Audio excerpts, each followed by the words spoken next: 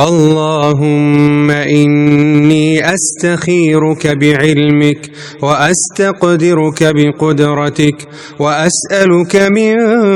فضلك العظيم، فإنك تقدر ولا أقدر وتعلم ولا أعلم وأنت علام الغيوب.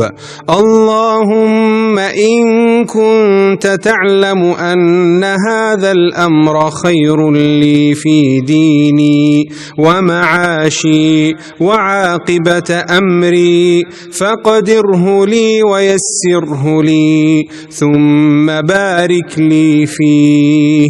وإن كنت تعلم أن هذا الأمر شر لي في ديني ومعاشي وعاقبة أمري فاصرفه عني واصرفني عنه، واقدر لي الخير حيث كان ثم ارضني به.